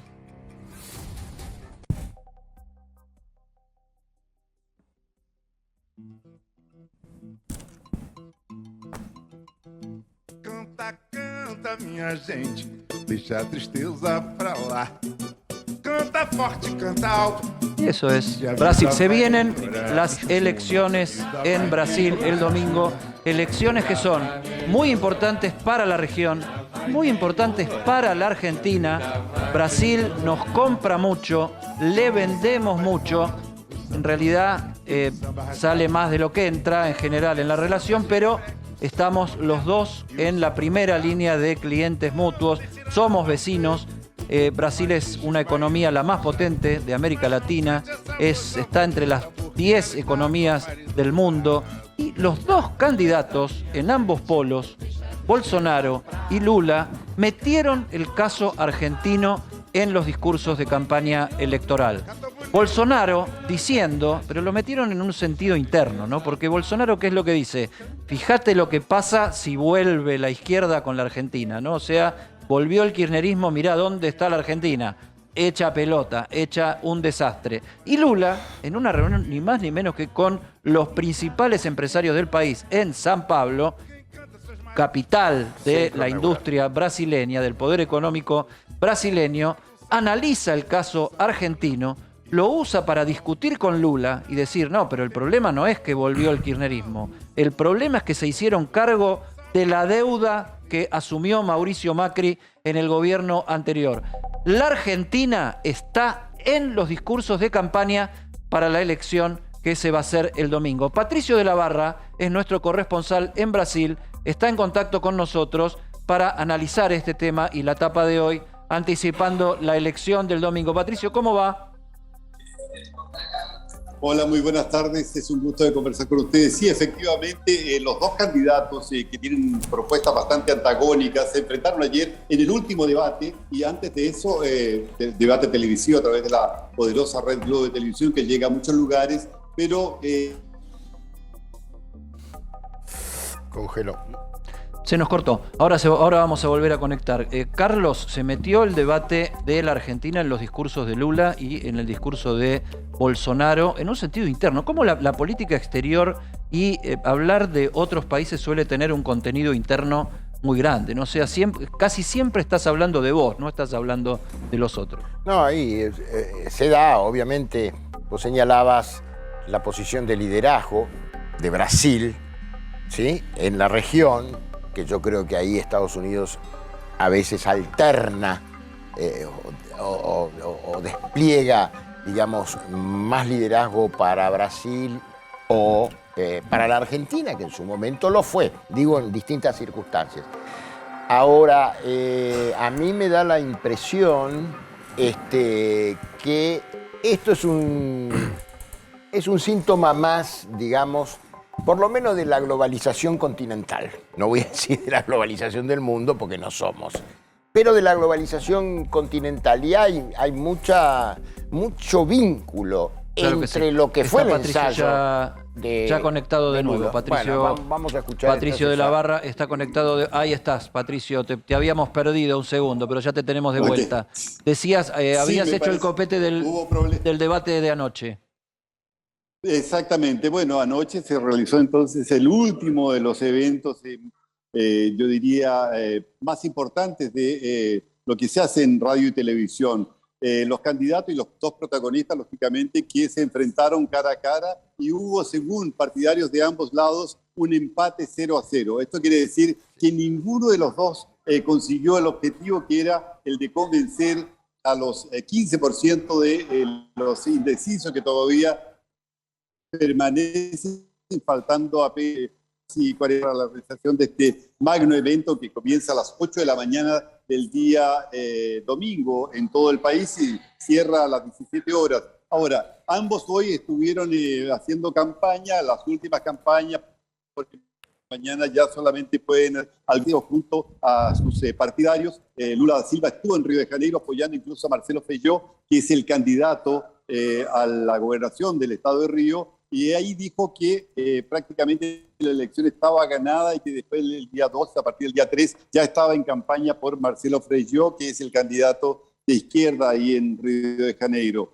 Jair Bolsonaro, un poco más modesto, estuvo en el sur del país acompañado por millares de partidarios con motocicletas y vehículos, y también hubo declaraciones bastante fuertes con respecto a Lula da Silva. Es decir, hay una acusaciones mutuas impresionantes y no hay una propuesta para lo que va a venir en Brasil el año 2023. Brasil tiene los números bastante bien, la economía estaba bastante, dentro de los países de América Latina está bastante bien. Patricio. Pero se viene una recesión, ¿sí? Perdón. No, es mala palabra la Argentina, porque de esa manera un poco se usó en la campaña electoral de Brasil, ¿no? Ah, no, por los dos lados. Mira que Jair Bolsonaro dijo que no le gustaría que Brasil cayese en manos de un gobierno populista porque se transformaría en una nueva Argentina y una Venezuela posteriormente. Pero Lula da Silva, que a pesar de tener una cierta amistad con Alberto Fernández, en una reunión con empresarios de alto nivel, él dijo que se había equivocado el gobierno, se había equivocado Fernández al pleitear este préstamo con el Fondo Monetario Internacional, y que tiene un desastre la economía argentina, incluso citando el alto o elevado nivel de inflación que tiene el país, como despegándose un poco de Argentina, despegándose un poco de Maduro, de Daniel Ortega, que eran miembros del Foro de San Pablo, donde él pertenece y que siempre lo cita cuando se reúne con personas más hacia la izquierda que... Sí. Déjame que trate de entender esto haciéndote una pregunta, porque en efecto Lula ha mostrado mucha amistad con Cristina Kirchner, con Alberto Fernández. Alberto Fernández lo fue a saludar estando él preso, hubo mucha comunicación, mucho agradecimiento explícito por parte de Lula, etc. Pero mi planteo es este: ¿Lula no habrá salido a hablar de la Argentina porque está tratando de ensanchar su campaña electoral y tratar de robarle electores al propio Bolsonaro?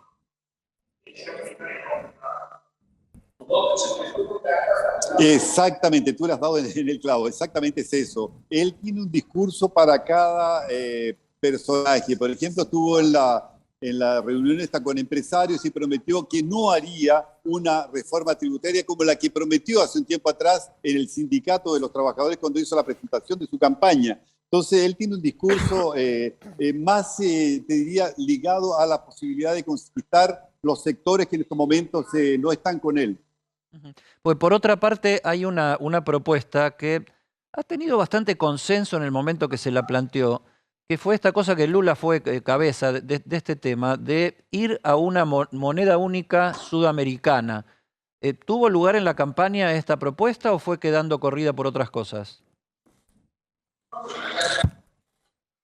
No, hay varias cosas que fueron dejándose de lado para perder ese vínculo que él podría o efectivamente tiene con los movimientos, por ejemplo, con Gabriel Boric. Incluso evitó mucho comentar su participación en la campaña de Gabriel Boric, como lo hizo efectivamente, y de algunos otros personajes de la izquierda. Entonces él quiere, lógicamente, hacer un abanico amplio de partidarios, incluso ya ofreció ministerios, ampliar el número de ministerios de 22 para 32 para poder darle espacio a todos sus apoyadores.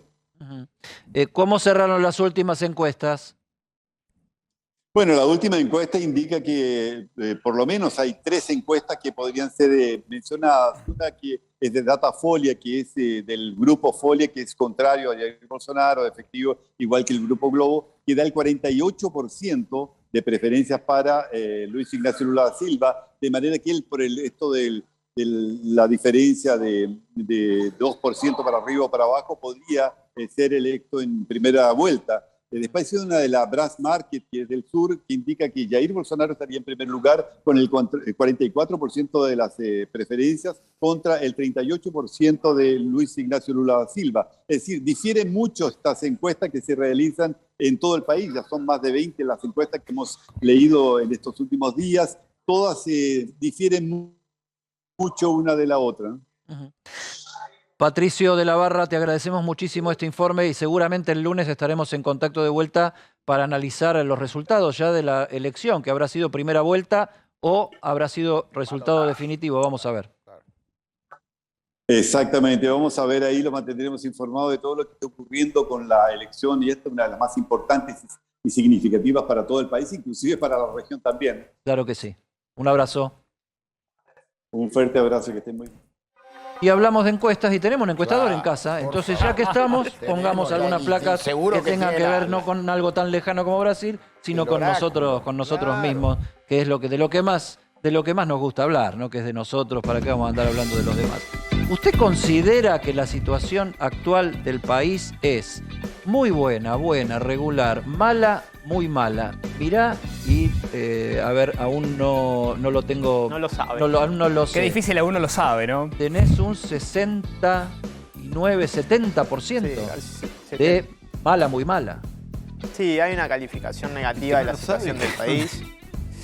El que no lo sabe no es como raro, ¿no? No saber cómo está la situación del vos fíjate país. que es muy chiquito igual, de todas maneras. La gran mayoría sabe. Dice que aún no lo sabe, está en la duda. Lo está analizando todavía, es muy difícil. Bueno. Se parece bastante a mí. Vos estabas en esa, en el aún no lo sabe. No sabe. Y bueno, repite la pregunta, hubiera dicho eso, claro. Y yo creo que sí, porque... Por ahí se mezcla lo personal con la situación del país, ¿no? Son preguntas de posicionamiento. Parece una obviedad, Pablo, porque todos estamos viendo que la situación está mal o muy mal. Pero estos números contados en una encuesta, o sea, a alguien le preguntás y responde, ¿qué representan? ¿Representan un estado de ánimo? ¿Representan una percepción? ¿Representan una frustración? ¿Qué es esto? Sí, son preguntas de posicionamiento general, digamos, ¿no? Que nosotros la venimos trabajando mes a mes para tener un seguimiento de ese posicionamiento. Una encuesta no se define solamente por una pregunta, el cuestionario trata de ser, englobar otras cuestiones que sí tienen que ver con las expectativas y con el estado de ánimo, digamos, ¿no? Nosotros preguntamos por el estado de ánimo. Y lo que vemos es que fundamentalmente hay pesimismo e incertidumbre, ¿no? Y cuando vos mirás eso y mirás esta... Se encaja perfecto ahí. Encaja, digamos, ¿no? Hay una relación. Cuando mirás los principales problemas, ves que... A ver, la tenemos eso, ¿no? Sí, ahí está. Que la inflación... Los principales problemas, ahí tenemos. Que la inflación ¿Cuál es el principal problema en la actualidad? Casi 39%. Y eso, va marcando parte de ese clima, de esa sensación en la cual hoy, como ustedes decían, la sensación general es que la situación es mala, digamos. Ahora, hay, fuera de la encuesta, en el análisis, ¿por qué es mala? Y bueno, porque hay una distribución regresiva del ingreso muy grande. Que te haga una pregunta sobre este cuadro que veíamos recién, que es cuál es el principal problema. Agus, si lo podemos volver a poner, ahí lo tenemos. Porque vos tenés aumento de los precios, es la tira más larga, 38 dice. Sí, 38,6. Yo de lejos no veo muy bien. Y corrupción 22,7. En el recorte de quienes contestan de una manera y agregan cada una de esas líneas, hay, posición política partidaria, hay posición generacional, hay posición social. Género. No, fundamentalmente político-partidaria, digamos, ¿no? Cuando vos mirás... pero nosotros lo dejamos, pero ya hace o sea, la tira meses, larga de corrupción hay mucho opositor ahí. parte de la encuesta nosotros preguntamos cómo se define dentro del arco político, digamos, ¿no? Aquellos que están más cercanos de Juntos por el Cambio y de los libertarios consideran mayoritariamente que la corrupción es el principal problema en la Argentina. Nosotros, después voy a buscar algunos trabajos viejos que hemos publicado, donde eso lo marcamos claramente. Y quienes consideran la inflación, la situación económica, forman parte del resto del espectro de identificación política partidaria, digamos, ¿no? Hay algunos que consideran el frente, que dicen que son del Frente de Todos y que consideran la corrupción, pero es un porcentaje muy chiquito, ¿no? No tiene valor en términos de la tendencia. Ahora, cuando uno mira, y sí, gran parte de aquellos que se sienten cercanos a Juntos por el Cambio y a los libertarios consideran la corrupción. Pero bueno, porque también forma parte de la discusión política en Argentina, digamos, ¿no? No sale de ahí. Y yo creo que eso corta también. Pero sí, obviamente, no son todos los que se identifican con Juntos, porque también dentro de ese sector hay algunos que consideran que la inflación es un problema central. Pablo, si hubiese nitidez en este momento con respecto a quienes podrían ser de una y otra fuerza los líderes, ¿no? O sea, esto se está haciendo en un marco donde, bueno, no hay... Está esa placa, está esa placa, ya vamos a llegar. Está esa placa y está respondida en una de ellas la pregunta. ¿Con qué seguimos, Agus? ¿A quién considera que beneficia más la política del gobierno de Alberto Fernández? ¿No? Porque es buena esta pregunta porque se supone que tiene un contenido sectorial, ¿no? Los trabajadores, los pobres, el peronismo es básicamente esa representación. Contanos cómo son los resultados. Básicamente, porque yo desde acá no lo veo. Sí, que benefician a los que menos tienen, 14%, que benefician a los que más tienen, casi 18%, 17,8%, que beneficia a todos por igual, 7,3%, y que no beneficia a nadie, 60%, ¿no? Nosotros hicimos esta pregunta un poco también por esta dinámica de la campaña electoral, digamos, ¿no? Entre los jubilados y los bancos, vamos a elegir a los jubilados, digo, como un posicionamiento también del gobierno. Ponela, Agus, porque me parece que da en una tecla esta pregunta, que es ¿por qué están todos enojados? Porque viste que la condición de la situación de la Argentina hoy es que enojados estamos todos, ¿no? O sea, los de un lado, hasta los oficialistas están enojados, están decepcionados, frustrados, en conflicto con su propio gobierno. Totalmente, toda la discusión interna, digamos, ¿no? Y también esto, cierto fracaso, bueno, cierto no, el fracaso de la estrategia del diálogo, del consenso del presidente, digamos, que fue su bandera, pero no por él mismo, sino porque los actores no están dispuestos a cumplir o estaban dispuestos a cumplir ese consenso. Y sí rescato un rasgo que se modificó ahora, que es que estaba esa representación de que el gobierno beneficia a los que menos tienen por sobre los que más tienen. Y en este último informe y en el anterior cambió eso. Y son minoritarias las dos con respecto a no beneficia a nadie, pero creció la que más tienen. Las que más tienen, con lo cual también te va marcando parte del perfil, un poco del giro del gobierno. ¿Puede haber algún sector, más kirchnerista en esa visión? O sea, alguien crítico del rumbo económico de la Argentina. Sí, claramente. Nosotros, mirá, hacemos más preguntas a veces que no las publicamos, pero por cuestiones. Hicimos una pregunta que es, ¿usted considera cuál es la política urgente que tiene que tomar el gobierno? Ajuste, distribución, otro no sabe, ¿no? Ajuste, 22%. Distribución, 21,2%. Y el resto no sabe, digo, ¿no? 30 como algo. ¿Con qué te quiero decir? Que en términos de esta situación, uno lo que ve del descontento general es que hay un sector mayoritario que no termina cerrándole la discusión más de núcleo duro, digamos, ¿no? Hay que ir por el ajuste duro, el shock, y por otro lado, bueno, la distribución, lo que se entiende por la distribución, ¿no? O sea, que queda en un sector, ponerle más informado de la sociedad, una respuesta más concreta. Entonces, y ese sector se siente no representado por la discusión política y económica. Claro. Mirá la última, que ahí te vas a sorprender porque esta es la anterior, ¿no? No, esta es la última, sí, perdón. No, la veía de un mismo color y me pareció que me confundí con la anterior. Ahí, Carlos, es la que preguntabas vos. O sea, no está en a quién votarías, sino con quién se considera más cercano de los líderes políticos visibles. Y explicate acá la grieta, ¿eh?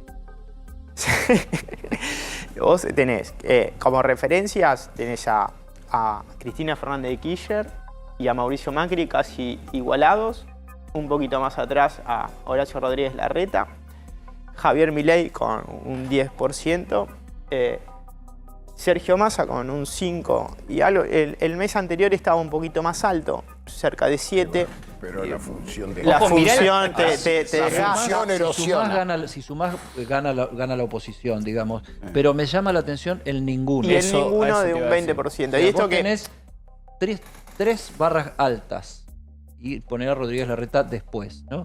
Cristina, Macri y ninguno. Casi iguales. Esas son las barras más altas. Casi igual. Sí, un poco la pregunta que vos le hacías al periodista de Brasil, digamos, en términos de las encuestas. Bueno, ahora, si esas encuestas tienen indecisos y si tienen proyección de indecisos, porque con este número de ninguno, de no representación, no hablemos de indecisos, hablemos de no representación, de no sentirse representado por nadie, es muy difícil estimar un resultado electoral. Claro. Es muy difícil.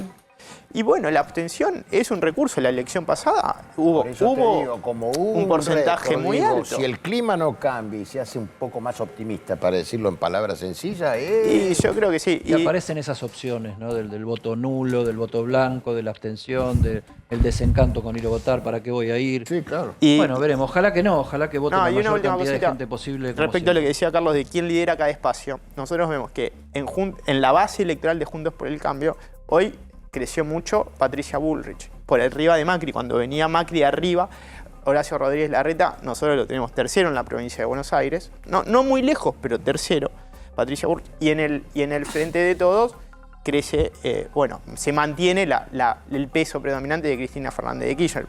Y en esto que hablaban hoy del atentado, vieron que después del atentado se preguntó mucho quién salía beneficiado políticamente del atentado.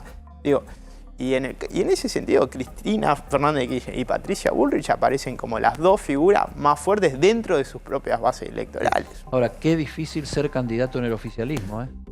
Con una Cristina que sigue teniendo ese predicamento en el sector. Pablo Romá, gracias. Muchas gracias a ustedes. Por ayudar a vernos un poquito en el espejo de las encuestas. Y bueno, hablan de nosotros. Vamos a la pausa y ya venimos.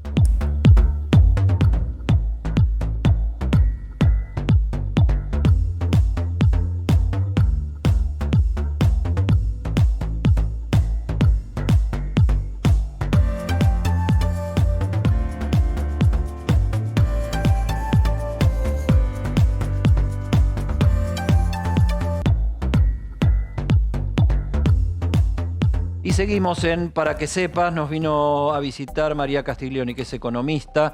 Día de muchas novedades o muchas noticias económicas, sobre todo porque habló Sergio Massa, dio el balance del mes, se cumplió el mes del dólar soja, tiró el número final, 8.123 millones, 3.123 millones más de los 5.000 que iban a buscar. ¿Hasta qué punto, María, dándote las gracias por venir, esto es positivo? ¿Abre un compás de espera?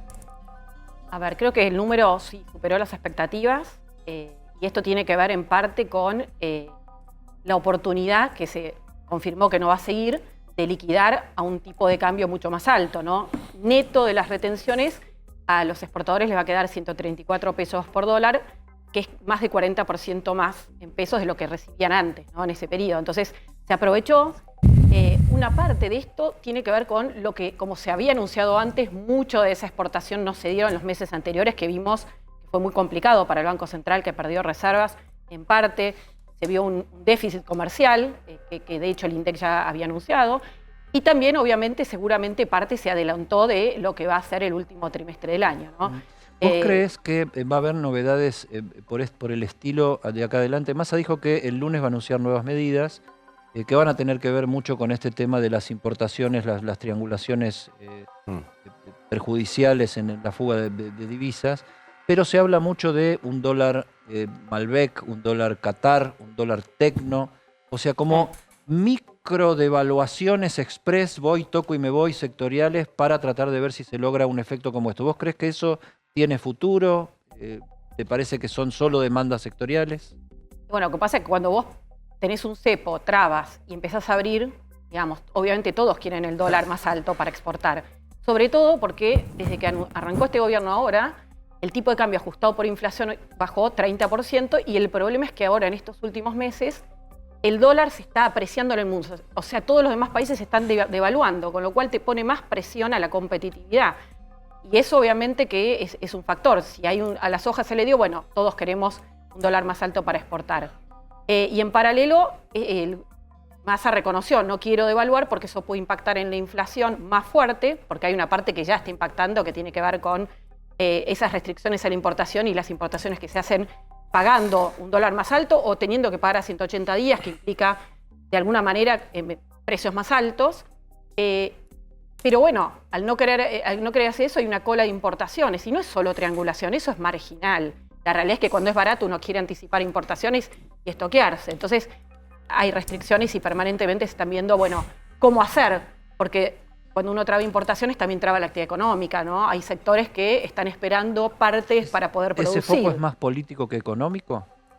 En realidad es la consecuencia de que faltan reservas, pero no es que faltan dólares porque el contexto internacional es malo. De hecho, fue muy bueno en los primeros meses del año. Tiene que ver con esto que hablábamos, el tipo de cambio muy atrasado y el cepo que hace que, está bien, salen menos divisas, sobre todo lo que es el dólar ahorro, pero tampoco entran, porque si vos no podés sacar libremente tus dólares, tampoco los vas a querer ingresar. Entonces, está todo ese problema, ¿no? De hecho, los exportadores, buena parte de lo que habían exportado estaban yendo a recomprar dólares en el MEP, ¿no? Que después el gobierno o el Banco Central fijó una traba, pero porque en realidad no se quieren quedar en pesos, porque la mayoría de los insumos son en dólares y porque pierden poder adquisitivo. El Banco Central también subió la tasa, ¿no? Para tentarlos a quedarse en pesos. Y esa tiene una parte negativa de lo que es el dólar soja, que no lo habíamos hablado, que es la emisión que hizo el Banco Central, que no es solo por los dólares netos que compró de comercio exterior o lo que se llama el mercado único y libre de cambios, que son más de 4.000 millones, sino también que además compró esos 8.000 a un dólar más alto. O sea, esa brecha son muchos pesos que tuvo que emitir, que en parte se absorbieron, pero con LELIQ, que pagan una tasa que es más alta. El ¿no? Estado es un taxi, compra caro.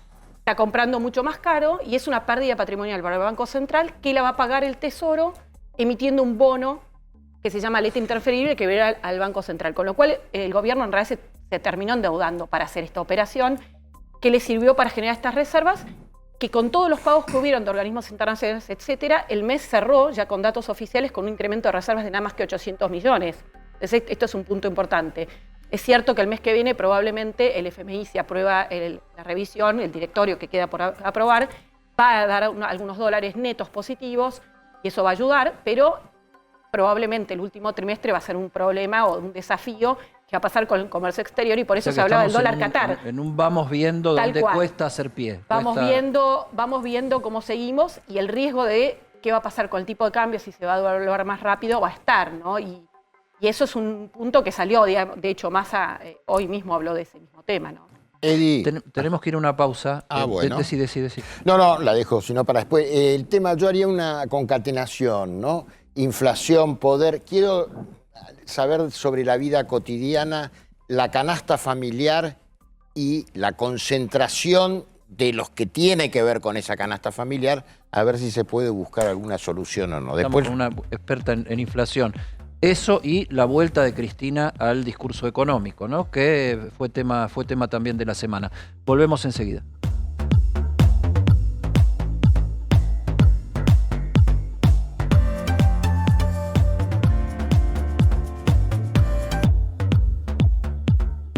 Y seguimos en Para que sepas con María Castiglioni hablando de economía en un día muy súper económico.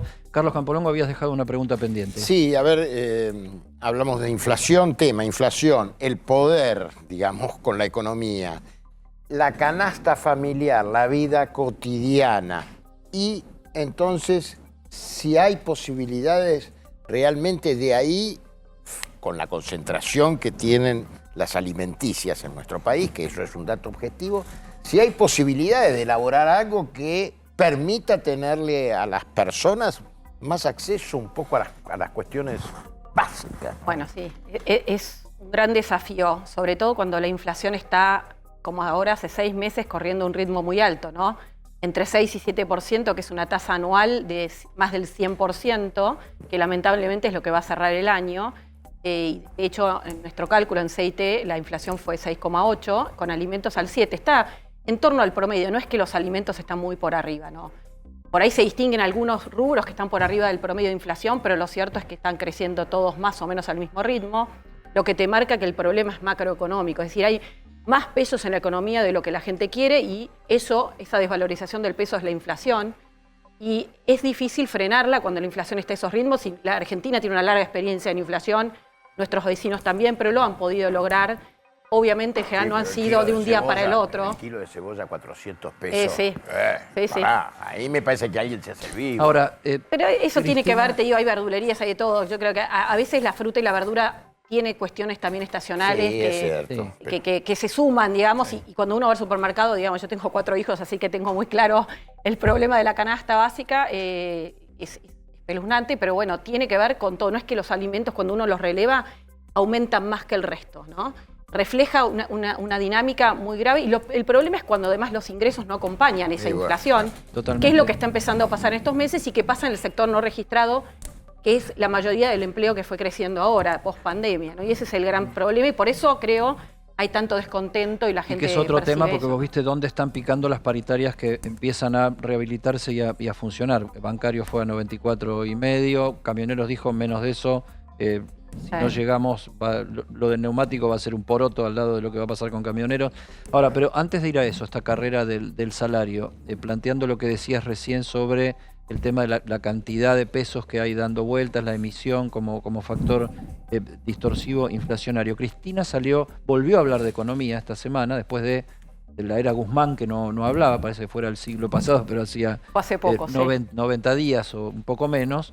Y lo que Cristina planteó fue otra cosa, dijo, estamos ante un proceso inflacionario por oferta y hay que ir a controlar a los fabricantes de alimentos básicamente y hay que ir a hacer algo de emergencia sobre los indigentes para garantizarles la canasta básica de indigencia. Está saliendo un bono y hay medidas que inmediatamente Economía puso en marcha.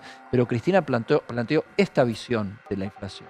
Bueno, no es nueva esa visión de ella, de hecho lo ha implementado en sus gestiones anteriores como presidente, y la verdad es que esas cosas lamentablemente no son la solución. O sea, si fuera así ya se habría resuelto muy rápido. Moreno lo tenemos en la historia, digamos, hablando con costos de las empresas. Acá el problema es mucho más complejo y por eso, digamos, esas medidas no han resuelto nada. Entonces, por ahí la variable de ajuste será o no Tombolini o está cuestionado Tombolini, pero la realidad es que ese no es la solución y se ha probado en Argentina muchísimas veces, no solo acá en los últimos años.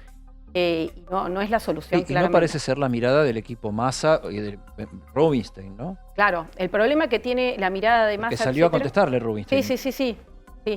Es que en realidad es cierto, buena medida lo que dice Rubinstein, el problema es que si vos no lográs cambiar las expectativas, cuando haces un plan que va a trabajar sobre las causas que generan después los problemas, primero que además los resultados no son instantáneos ni inmediatos, pero si no lográs cambiar las expectativas, y para cambiar las expectativas tenés que generar que esto se va a poder sostener, no que la vicepresidente te va a salir a cuestionar tu plan. ¿No? Ellos ya ponen tela de juicio todo lo que estás haciendo, ¿no? Entonces pagás los costos, pero no los beneficios de corregir algunos desequilibrios.